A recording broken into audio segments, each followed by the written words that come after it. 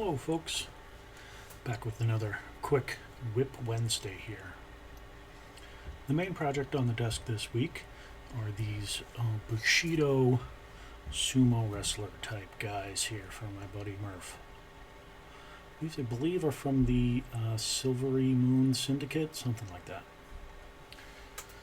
So I've got a number of large imposing guys and a couple of little doggos for cannon fodder. One of the more interesting characters here, get that guy out of the way, is this guy here, which kind of has a master blaster situation going on. So I guess you get to play this guy two different ways. Either you play him combined, or the little guy comes off, and you can play them as two separate pieces. Now I've magnetized them.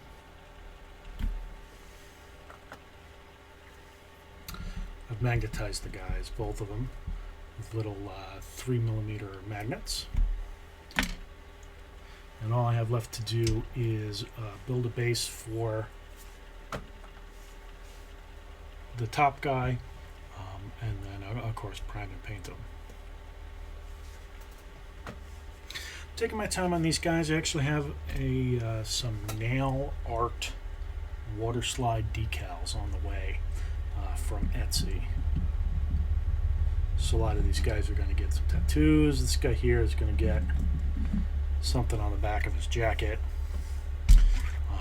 This guy here is probably going to get both something on his tummy and something on his back. And again, this guy here, which I still need to zenithal prime, is going to get some tattoos. This little guy here, it's hard to see. He's got a little eye patch on, so I'm going to try my hand at some scarring on there. These are great little miniatures, lots of detail to paint up. Most of them were very well cast. None of them, except for this big guy, were single piece castings though. Although, and this guy, this little platform on the back here is actually two pieces. So I guess he is multi-part casting.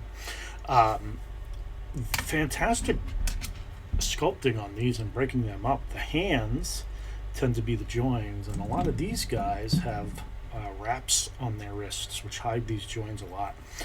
The only one I needed to do any filling on was this guy's arm. There was a big gap here when I plugged the bottom arm up into his shoulder.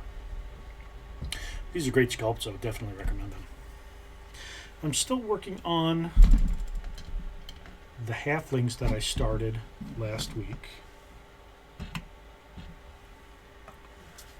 These guys are almost finished. Actually, I think the only thing I have to do for both of these guys is a dry brush on the skin, and then seal and finish the bases. And then this little girl riding around on her doggy needs to get done. So that's it for this week. These big guys being characters I'm spending a lot more time on. It's nice to be able to use such a free palette, as these guys are basically based on like the 40s and 50s kung fu movies here in the 60s and 70s, I guess. Thanks for tuning in, and I'll talk to you guys later.